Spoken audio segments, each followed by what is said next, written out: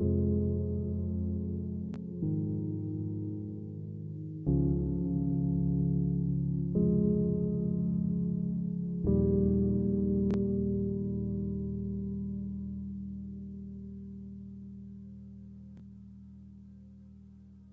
n'y a pas de forêt sur la Terre.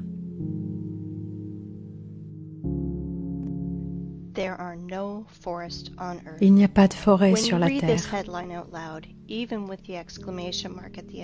Quand vous lisez ce titre, même avec un point d'exclamation à la fin, n'importe quelle personne raisonnable va dire que je suis complètement hors de mon bon sens.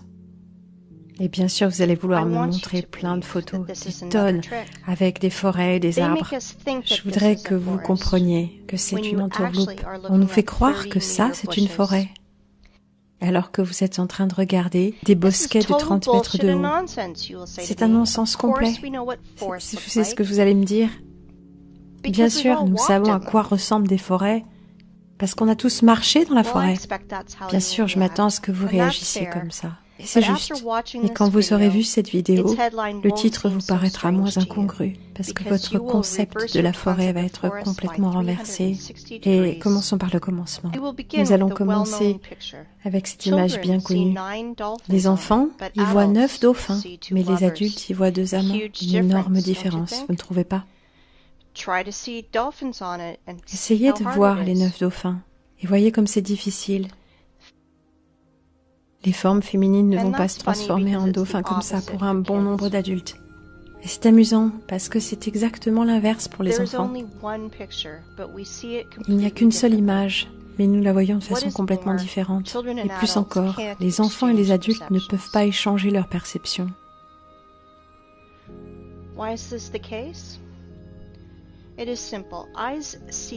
C'est simple.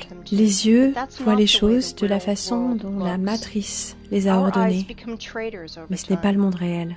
Nos yeux nous trahissent avec le temps. Nous avons été aveuglés quand nous étions enfants. Le monde extérieur est vraiment différent.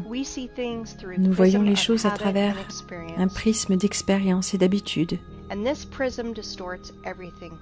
Et ce prisme distord tout. Complètement.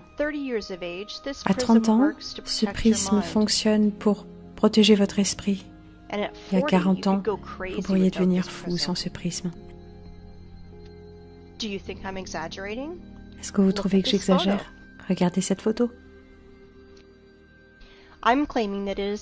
Moi, j'affirme que c'est une mesa qui s'est formée avec de la lave magmatique lors de la formation de la Terre il y a environ 2 millions d'années. Vous pensez que je suis dérangée? Peut-être c'est vous qui êtes dérangé. Vous allez comprendre bientôt. Nous reviendrons à ce petit bout de gazon plus tard. Maintenant, regardez. Mais parfois, les êtres humains ont même envie de prendre des photos avec les arbres, en train d'essayer d'embrasser un arbre bien trop grand pour leurs bras. Mais pensez-y bien, les vieux arbres sont vraiment très rares. Ils sont enregistrés, ils sont repérés et on les garde dans des réserves comme des mémoriaux de la nature. Il y a une grosse question qui se balade sur Internet. Pourquoi est-ce que les forêts de la Terre, même en Sibérie, n'ont pas plus de 200 ans? Où sont les géants?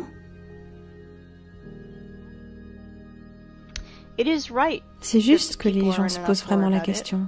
Mais je voudrais considérer la question sous un angle différent. Du point de vue des pôles de la Terre.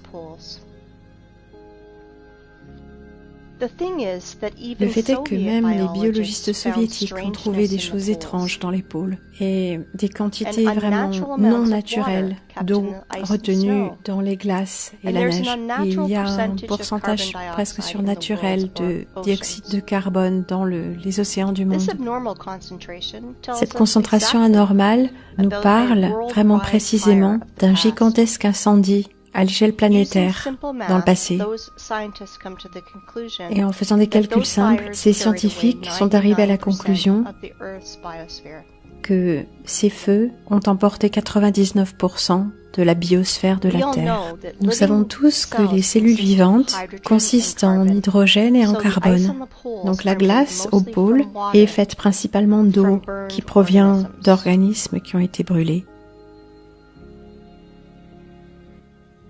Et maintenant, s'il vous plaît, considérez ce chiffre, 99%. Ça signifie que tout ce qui croît, rampe, vole, nage et court à la surface de la Terre, à présent, est de 20 000 fois moins important en volume qu'avant cette catastrophe. 20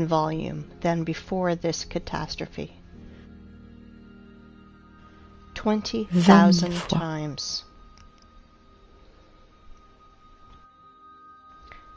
Pour se figurer la chose, regardez cette image. Ce morceau de pain, c'est les humains, les plantes et les animaux. Juste ce minuscule morceau de pain dans cet immense camion de transport qui représente la biosphère humaine. J'espère que vous comprenez que le mythe actuel de la surpopulation est juste une imposture immense et un non-sens à 100%. Mais voilà le problème. Les biologistes ont divisé ce chiffre par la surface des continents, ont uniquement pris en compte dans leurs calculs les terres sèches et pas toute la glace et la neige qui se trouvent sur la Terre. Et il y a d'immenses quantités de neige et de glace.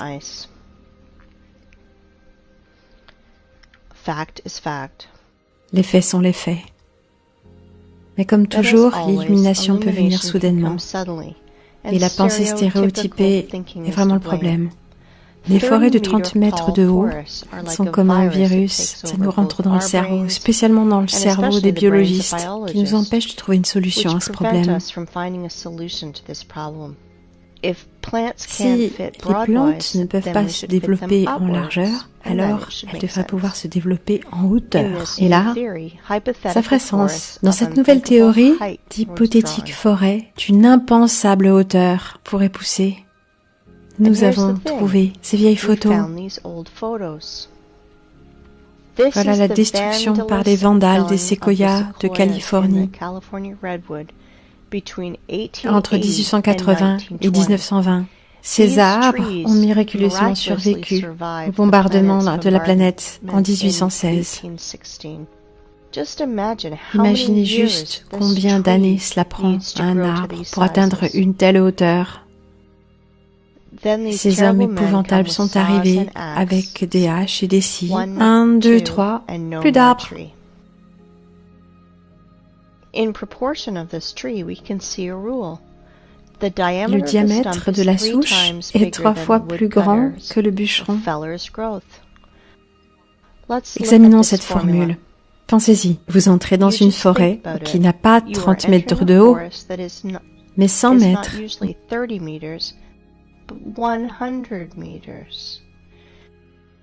Voici les forêts enchantées des contes de fées. Des forêts qui ont été perdues à cause de ces barbares. Je comprends que ce sont des travailleurs qui doivent gagner leur vie. C'est juste un ordre qui vient de plus haut. Mais si chacun de ces bûcherons avait refusé de suivre ces ordres criminels,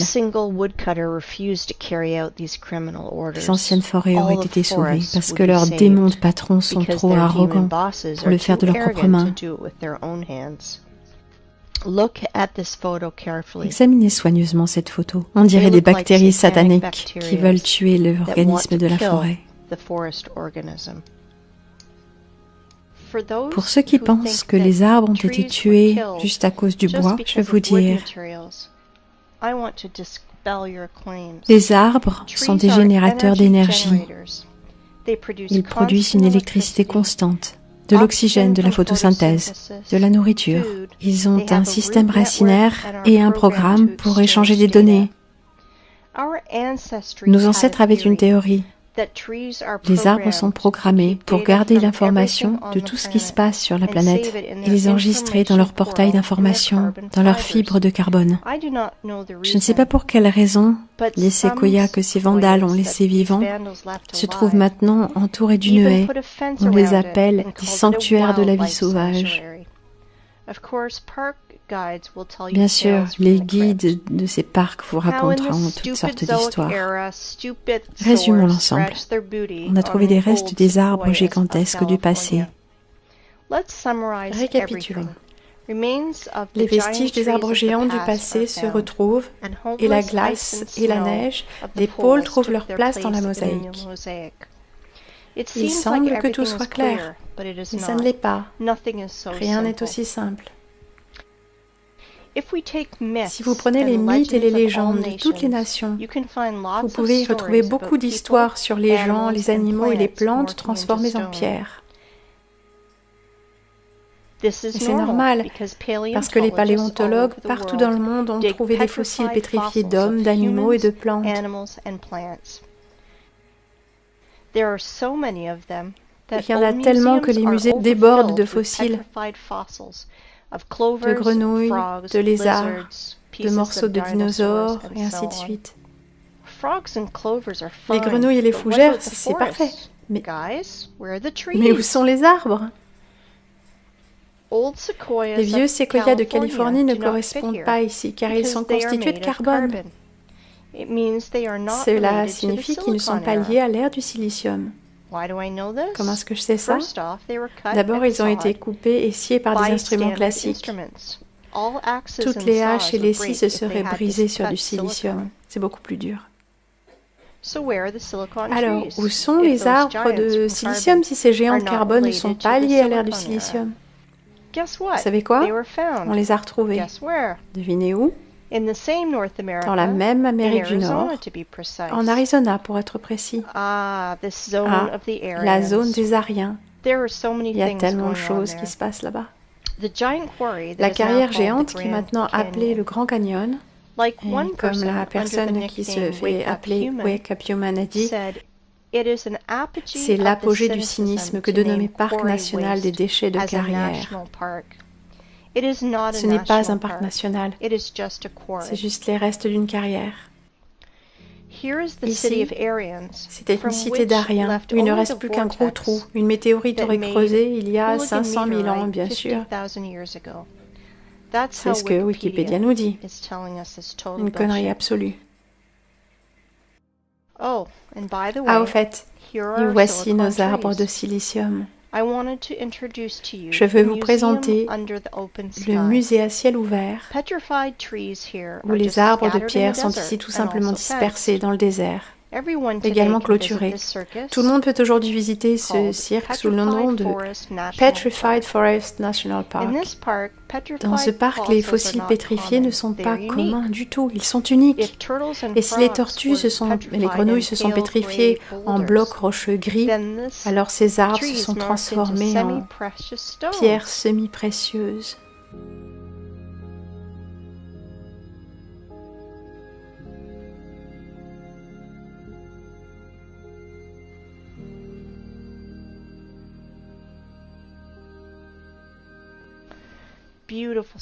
Belle pierre, n'est-ce pas?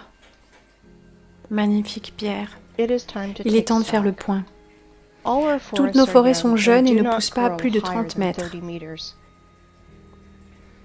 Les vestiges des forêts de contes de fées ont été retrouvés dans la Redwood Forest et les biologistes ont pu replacer la glace et la neige des pôles.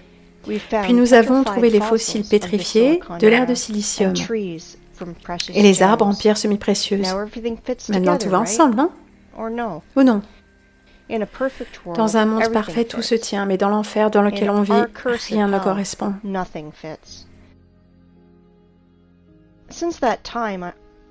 Quand j'étais enfant et que je voyais des fossiles pétrifiés dans une émission de télévision, j'étais tourmentée par une question. Comment est-ce qu'il est possible pour une grenouille d'être transformée en pierre au lieu de pourrir, comme tout corps organique le fait? Voyons ce que Wikipédia nous dit. Des conditions rares et particulières doivent être remplies pour que la tige puisse être transformée en bois fossile ou bois pétrifié. En général, les plantes mortes se font enterrer dans un environnement exempt d'oxygène, qui préserve la structure de la plante d'origine et l'apparence générale. Comprenez-vous l'humour britannique? Sinon, je vais essayer de vous expliquer. Vous avez besoin d'une certaine catastrophe naturelle, comme par exemple l'éruption d'un volcan, un tsunami ou une pluie d'argile, qui couvrira rapidement les grenouilles et les mammouths, et qui les conserveront là où les bactéries ne décomposeront plus leurs cadavres à l'état de fumier puant. En d'autres termes, pour faire un corps pétrifié, un fossile, vous avez besoin de le couvrir et de l'engloutir afin de le compacter. Selon ce que l'on appelle les scientifiques, le tissu était organique et ensuite il s'est miraculeusement transformé en silicium, SiO2. Rappelez-vous cette formule. Si vous avez déjà enterré vos animaux de compagnie, eh bien vous pouvez maintenant courir les déterrer promptement et votre animal de compagnie sera comme une petite statue sur votre table. Ah, vous voulez me blâmer pour mon humeur noire? Regardez donc la communauté scientifique qui nous raconte de telles âneries. Un corps mort n'a seulement que deux possibilités. Soit se faire piéger dans un morceau d'ambre comme un insecte, soit, deuxième option, tout simplement, pourrir. Un corps organique ne se transformera jamais en silicium, en pierre. Jamais. Cette absurdité est absolument impossible à croire. La transformation magique de l'organique à la roche est une chose, mais transformer du bois en pierre semi-précieuse, c'en est une autre. C'est là où les mensonges et l'ignorance deviennent incontrôlables. Dites-moi comment des morceaux de bois peuvent se transformer en pierres précieuses. Pas de réponse? Moi j'en ai une, mais nous discuterons de ça un petit peu plus tard. Pour l'instant, analysons ces gemmes. Je ne sais pas vous, mais il y a 3 points qui me chiffonnent. Tout d'abord, selon l'histoire officielle, ces arbres sont donc abattus dans une lutte inégale contre des volcans. Attention, maintenant vous comprenez qu'il y a 225 500 ans, notre planète était si magnifique, si fantastique, mais attendez, si fabuleuse. Il y a mieux que Cameron et son film Avatar. Le bois n'a pas seulement brûlé dans le feu de l'enfer, pas seulement pourri dans le sol humide, mais au contraire de toutes les lois de la physique, la biologie et la chimie, cela s'est juste transformé en pierres précieuses. Mais ce n'est pas tout. Les arbres ne sont pas cassés. Les arbres sont sciés et mis en pièces, en tronçons. Eh bien, je voudrais bien connaître la marque des outils que les Indiens aborigènes utilisaient pour faire ça, car ça m'intéresse. Je plaisante, bien sûr, mais la conclusion, c'est que ce n'est pas un musée, mais bien une scène de théâtre, à ciel ouvert, où les arbres ont été sciés et amenés ici par quelqu'un. Vous savez, il n'y a qu'un parfait imbécile qui pourrait croire à la transformation des arbres en pierres précieuses. Dans quel but est-ce qu'ils ont fait tout ce cirque? Pourquoi avoir dispersé ces formes de vie en silice?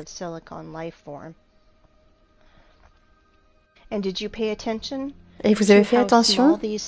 Comme ces arbres de silice sont petits, ils sont incomparables même avec les séquoias de Californie. Mais c'est très simple. Ce ne sont pas des arbres, ce sont des branches d'arbres de silicium géants. Et ces arbres étaient si grands que les séquoias américains étaient auprès d'eux, des tiges. Et tandis que les touristes sont ébahis devant ces gemmes précieuses, personne ne fait vraiment attention à l'arrière-plan, car tout est caché à la vue de tous. Pour comprendre ce que je veux vraiment vous dire, nous allons revenir à notre photo préférée de cette petite parcelle. Et je vais vous demander, qu'est-ce que vous voyez? Une souche d'arbre dans les marguerites? Mais moi, je continue de prétendre que c'est une mesa, qui a été formée à partir d'une formation magmatique des profondeurs de la Terre il y a environ 200 millions d'années. Vous ne croyez pas? Et maintenant, permettez-moi de vous présenter, ceci est la tour du diable, Mesa, aussi appelée l'acolite, qui aurait été formée à partir d'une fonte magmatique des profondeurs de la Terre il y a environ 200 millions d'années. Du moins, c'est ce que Wikipédia nous dit. Et des milliards de personnes vont le croire que ce sont des messas, des lacolites ou des montagnes. Vraiment? Rapprochons-nous de notre souche d'arbre pour regarder de plus près ces fantastiques, inexplicables colonnes. Allons voir ce que Wikipédia nous raconte encore. Roche interne formée par le refroidissement et la solidification du magma ou de la lave. Vraiment? Quelle lave incroyable et intelligente qui s'est juste immobilisée en de parfaites colonnes hexagonales de 300 mètres de haut.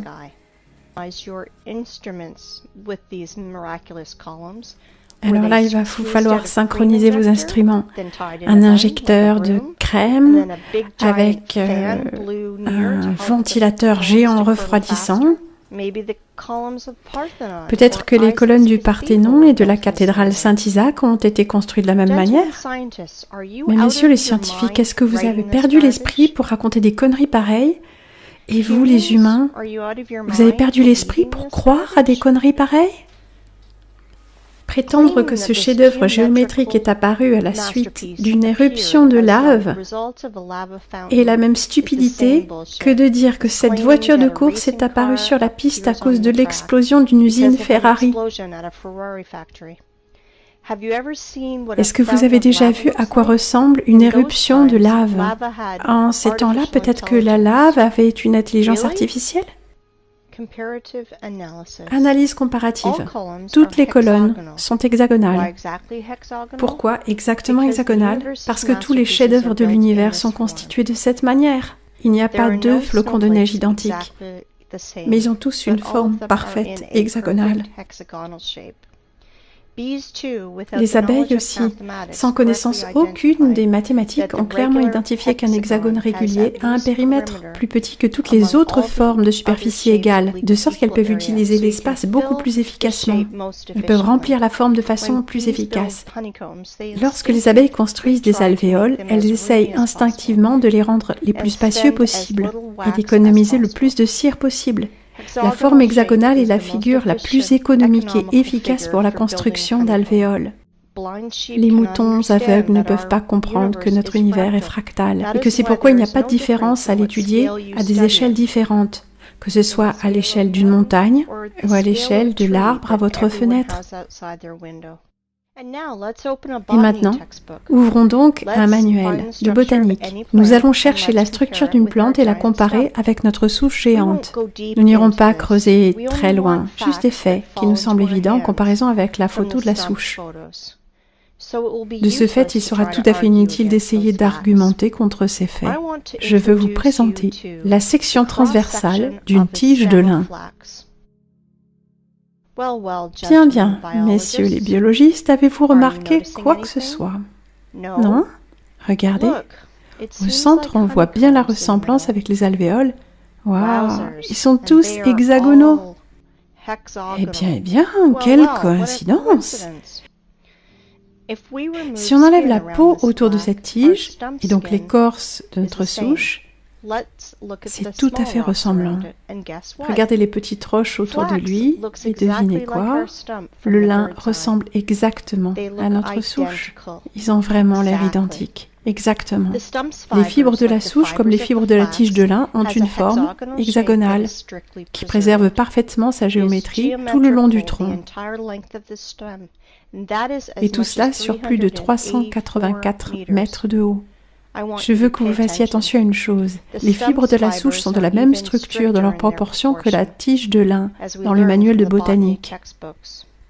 Il n'y a pas de différence entre les fibres tout au long, l'un par rapport à l'autre. C'est un tas de sections hexagonales, comme après être sorti d'une usine à laminoir. Les fibres ne sont pas attachées entre elles et quand elles s'effritent, elles tombent, comme l'érosion de la pierre se fait. Chaque fibre de notre souche est couverte par une peau très fine, exactement comme un fascia, un mince tissu fibreux entourant un muscle ou d'autres organes.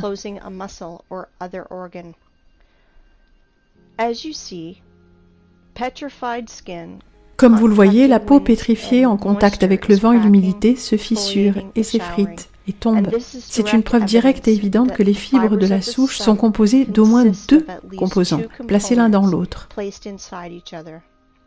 Les fibres ne vont pas dans le sol verticalement. Elles vont progressivement se courber et se transformer en un système de racines, comme font les arbres. Comme vous pouvez le voir, l'histoire officielle d'une solidification spontanée et accidentelle de la lave, c'est de la connerie à 100%. Et ça tombe à l'eau très rapidement. Hollywood, en 1977, a produit un film appelé Rencontre du troisième type, avec la Tour du Diable qui en joue le rôle principal, où on nous dit une centaine de fois que c'est une montagne où l'on peut rencontrer des aliens. Mais cette foutaise est uniquement bonne pour de simples d'esprit. Mais où sont donc passés vos yeux? Messieurs les biologistes, géologues, paléontologues, est-ce que vous êtes parmi nous? Vous étudiez le monde derrière un masque de soudure? Et maintenant, regardons la taille que cet arbre a eu un jour. Nous allons utiliser la formule que j'ai mentionnée plus tôt. Le diamètre de notre souche se trouve donc à 300 mètres de la base. Si on calcule 300 fois 20, nous allons obtenir une hauteur de... Vous êtes prêts? 6 km. 6 km de haut. Imaginez-vous une seule seconde. On peut tout comprendre grâce à la comparaison. Vous ne pensez pas? La tour du diable est une souche géante d'un arbre de silicium géant avec tous les attributs d'une souche normale que tout le monde connaît. Mais il ne faut surtout pas sous-estimer la matrice qui maintient fermement les bovins dans les étables. Je suis sûre que même après ça, il y aura toujours des gens au sommeil profond qui en demanderont toujours plus. Si vous pensez que ce sont là les seuls arguments que j'ai, je vais très certainement vous décevoir, parce que j'ai encore beaucoup d'atouts dans ma manche. Et je vais profiter de chaque instant où je les jetterai sur la table. Bon, nous avons fait le tour d'à peu près tout sur cette souche. Passons à une autre. Oui, vous pensiez que c'était la seule. Vous avez seulement besoin d'enlever vos œillères et vous en verrez tellement d'autres. Permettez-moi de vous présenter la chaussée des géants en Irlande. Vous avez remarqué quelque chose de familier? Jetez un œil de plus près encore. Des colonnes hexagonales. Waouh! Si vous n'avez pas remarqué les similitudes avec les fibres de la tour du diable, alors vous devez vraiment être aveugle. C'est la même souche géante, mais maintenant elle se trouve presque au ras du sol. Cet arbre a directement grandi sur la grève. La chaussée des géants se compose de près de 40 000 colonnes avec de telles proportions géométriques que toutes les abeilles du monde en seraient jalouses. Bien sûr, tous les scientifiques à-dessous ont déclaré que c'était une réserve naturelle nationale. C'est vraiment l'apogée du cynisme que de nommer parc national une carrière de déchets. En quoi est-ce que c'est une carrière? Je vous le dirai un petit peu plus tard. Mais devinez quel genre de bêlement la science officielle nous raconte sur cette souche irlandaise? La chaussée des géants est composée d'environ 40 000 colonnes de basalte, qui est le résultat d'une ancienne éruption volcanique. Une éruption volcanique.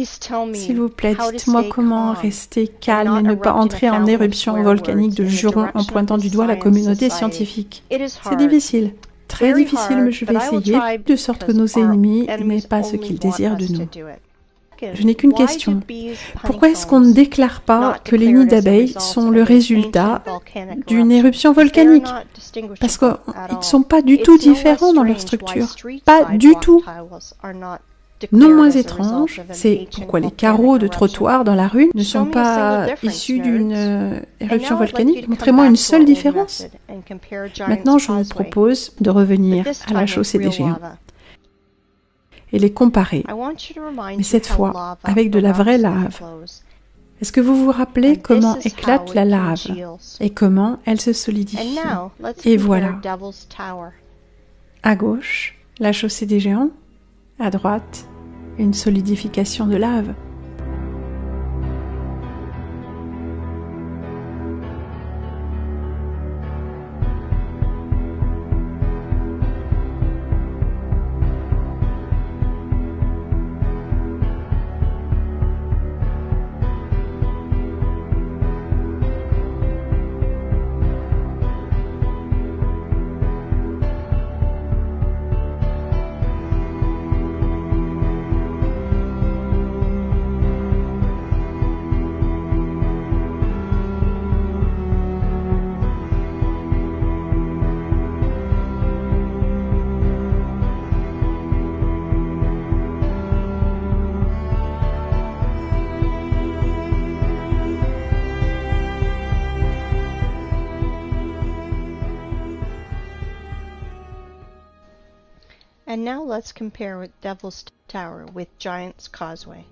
Et maintenant, comparons avec la tour du diable.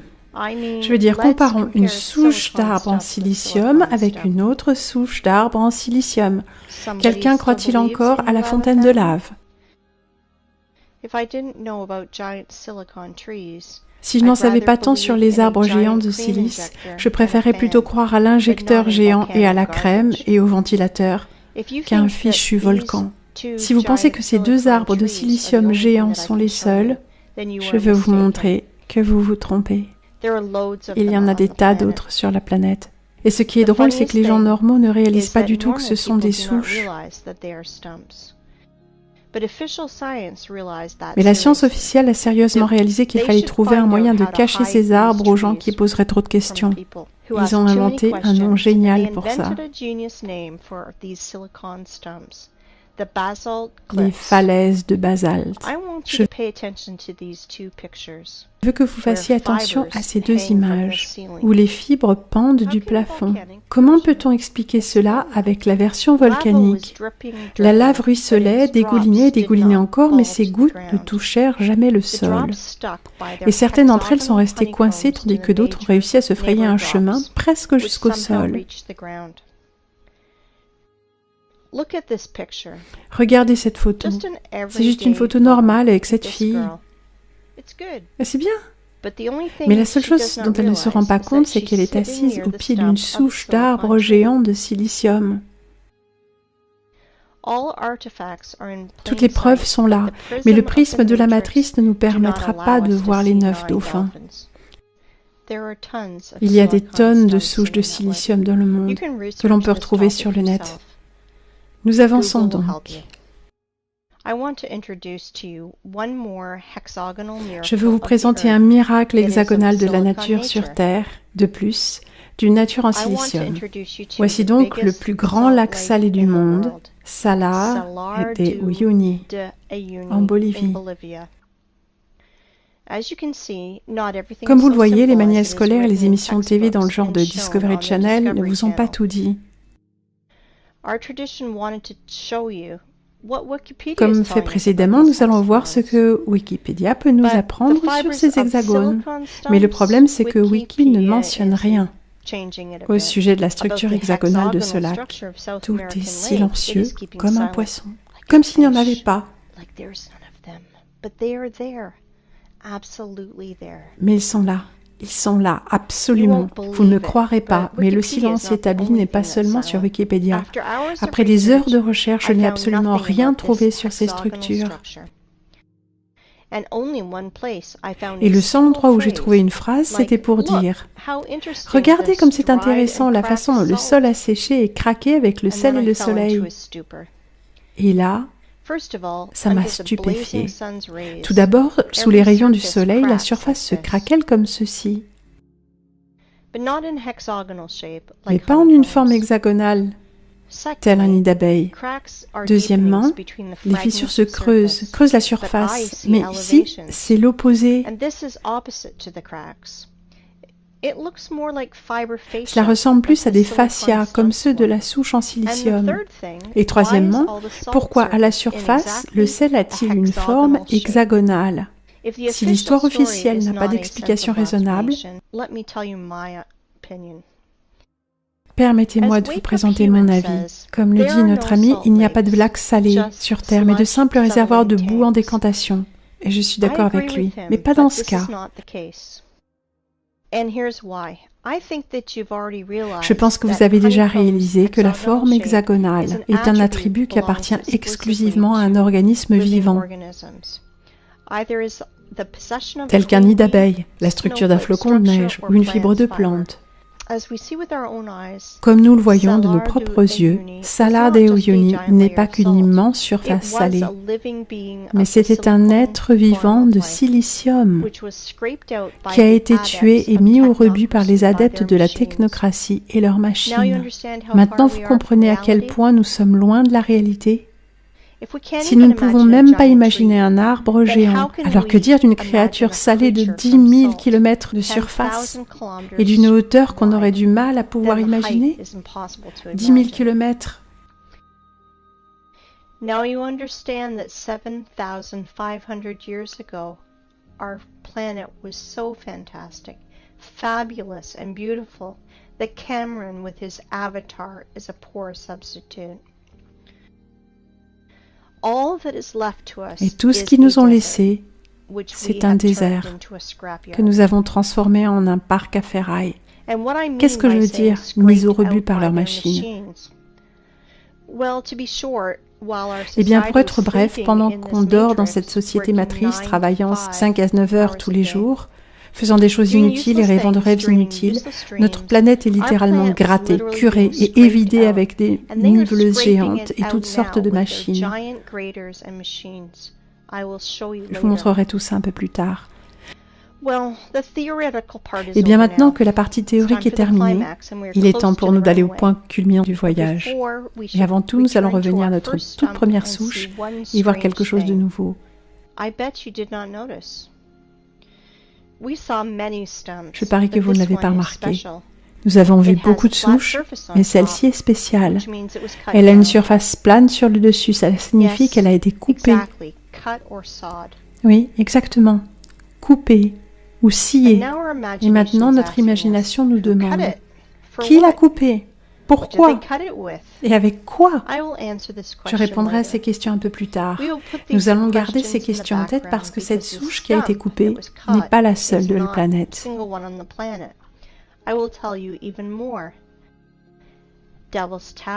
Je vais même vous dire, la tour du diable est petite par rapport aux autres.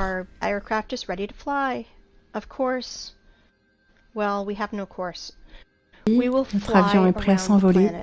Nous allons nous envoler autour de la planète. Attachez vos ceintures et accrochez-vous, car tout ce que vous allez voir renversera votre notion des rochers et des montagnes. Allons-y.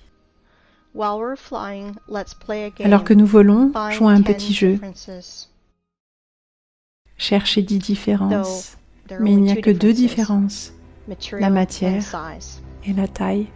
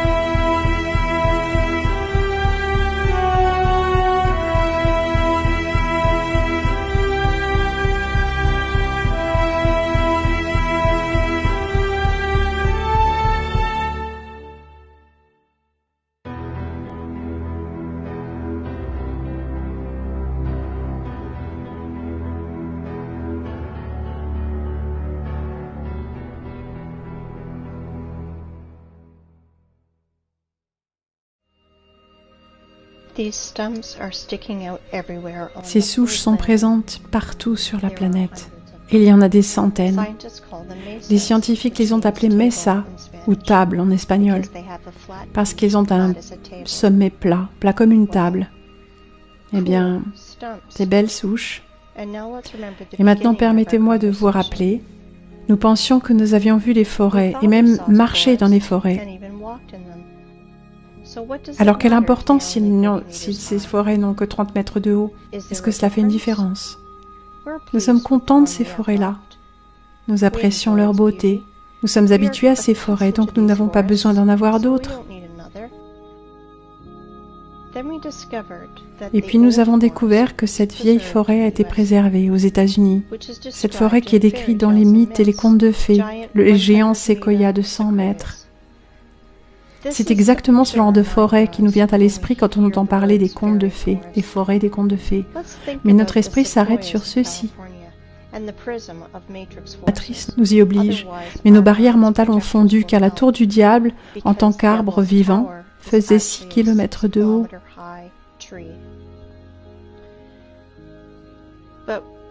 Mais ensuite nous avons réalisé que la tour du diable était une jeune plante en comparaison des autres arbres géants de notre planète.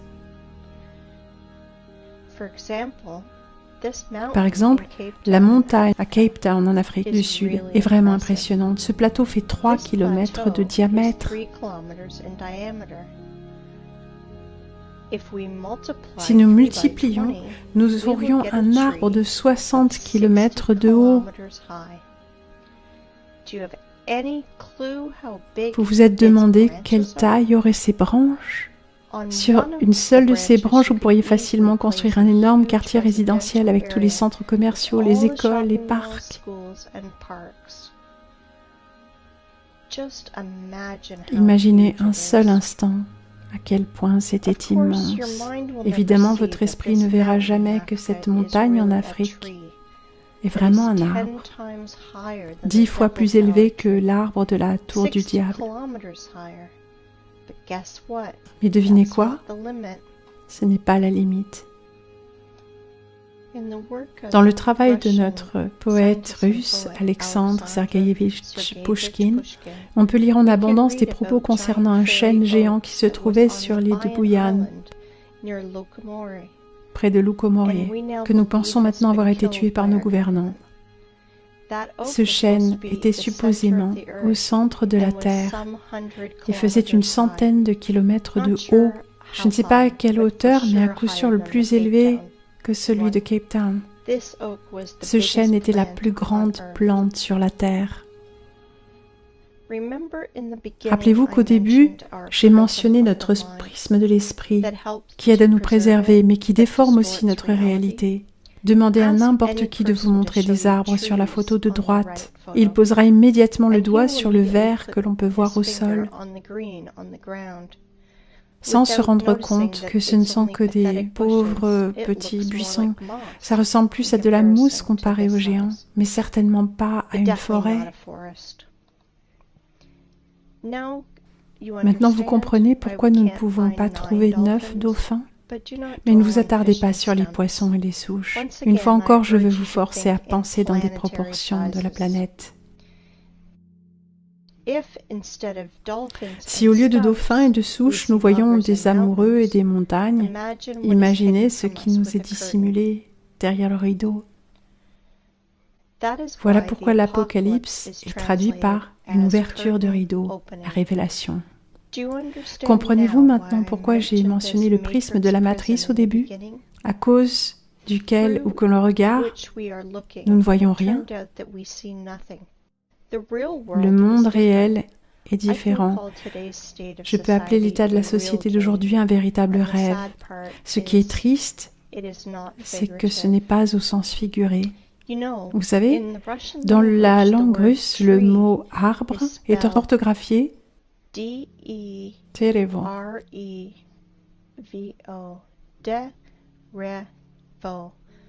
Le mot arbre ancien est orthographié Terevo. Et le mot ancienneté, arbres anciens, Derevnost. Cela signifie dans le langage russien, la langue des Aryens, le temps où les vieux arbres géants ont grandi. Intéressant, non? Eh bien, nous allons mettre toutes ces belles paroles en arrière-plan et continuer notre vol. Well, let's put all that in our pocket and continue our flight.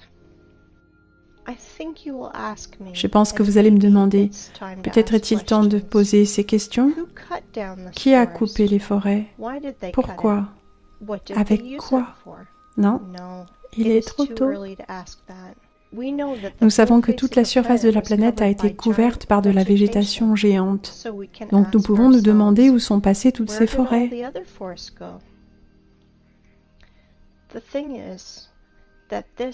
Soi-disant Mesa ne sont tout simplement que les meilleurs arbres qui ont été choisis pour la coupe.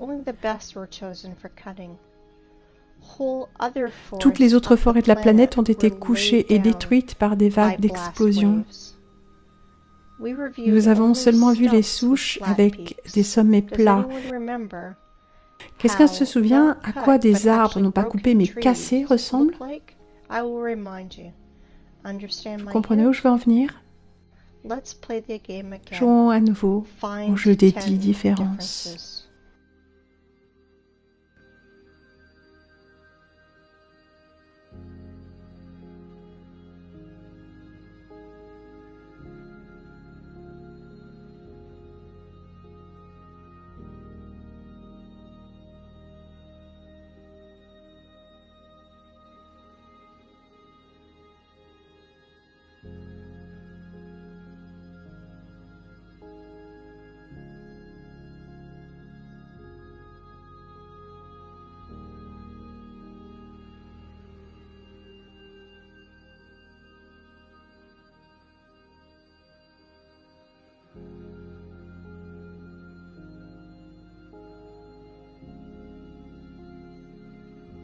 I think you understood the meaning of my words.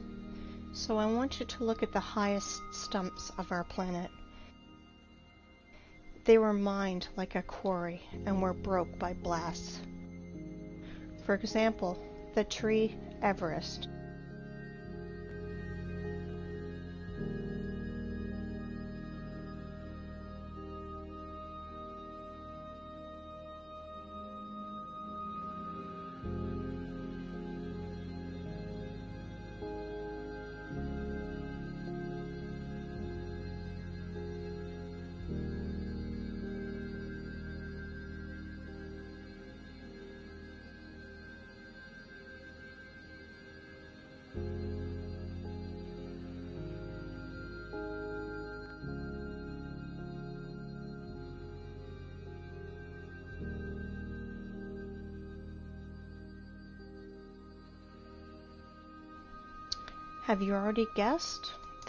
Comme vous l'avez peut-être déjà deviné, il n'y a pas de rochers sur notre planète. Ce sont tous des morceaux de troncs brisés. Vous pouvez regarder des millions de photos, mais la seule chose que vous verrez, ce sont les restes de notre véritable environnement.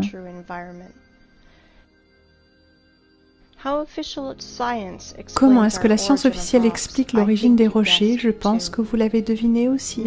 Maintenant, vous comprenez pourquoi nous sommes tellement charmés par les rochers, pourquoi tous les biens des élites sont placés dans les montagnes, en hauteur, pourquoi les matériaux les plus propres et les plus nets pour la construction sont des morceaux de pierre. Parce que même s'ils sont morts, ils émettent encore une énergie très puissante. Pour nous, êtres humains de carbone, mortels, la pierre est un pont entre les formes de vie en silicium et celles de carbone. Et maintenant, une chose importante que vous devez apprendre, comment distinguer les roches des montagnes. Ce sont deux choses complètement différentes. Les roches sont composées de solides morceaux de pierre en lambeaux, avec des fragments de fibres qui montent jusqu'au ciel.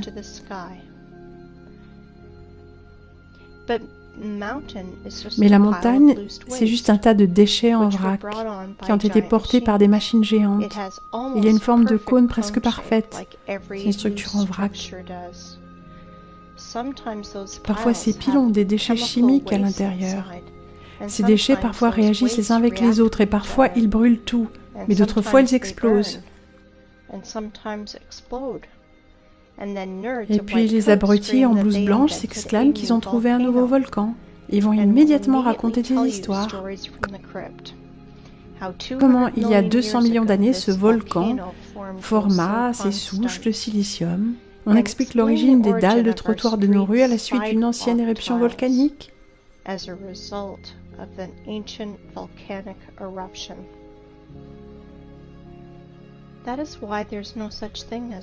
C'est pourquoi il n'y a pas de volcans, de rochers et de montagnes sur notre planète. Vous pouvez jeter ces mots-là. D'accord, volons, continuons à voler.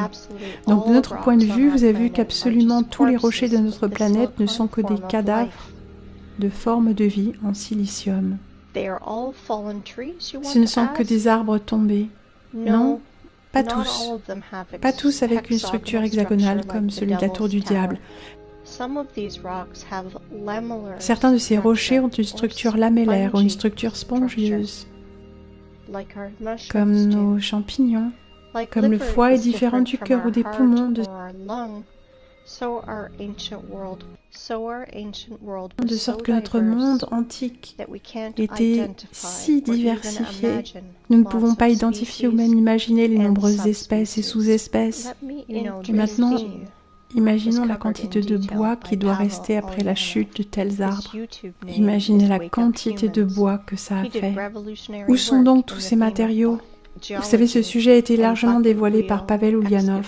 Sa chaîne YouTube est Wake Up Human. Il a révolutionné le thème de la géologie et des machines excavatrices. Permettez-moi de vous présenter cette machine géante sur cette photo. C'est un Bagger 288, une des plus grandes excavatrices du monde. Et voilà comment fonctionnent ces machines. Elles creusent parallèlement à la paroi de la carrière, avec des roues géantes raclant la roche et le sol en laissant les parois concaves, en creusant des parois concaves.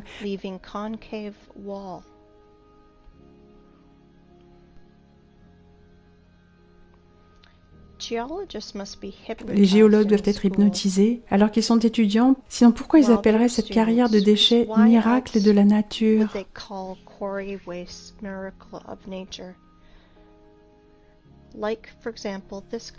Comme par exemple cette falaise en Australie. Vous voulez rire? Si vous ne croyez pas à mes dires sur le sujet, allez sur Google et tapez Wave Rock, puis vérifiez l'explication officielle. C'est 100% incroyable la facilité avec laquelle les gens adhèrent à ça. Certaines personnes me demandent quelle pierre fut une partie de plante vivante et quelles pierres ne le sont pas. Je vais juste vous dire qu'il y a à peu près 7500 ans, il n'y avait pas de pierre.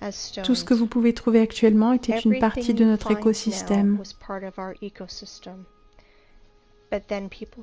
Mais ensuite, les gens se sont dit qu'ils voulaient devenir Dieu eux-mêmes et ont tout fait foirer.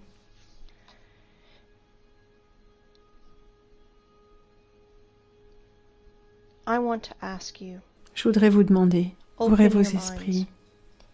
Ils vivent, nous dormons. Mais ils ne vivent pas seulement, ils sont également en train de tuer notre planète. Ils le font même en ce moment, pendant que vous regardez cela.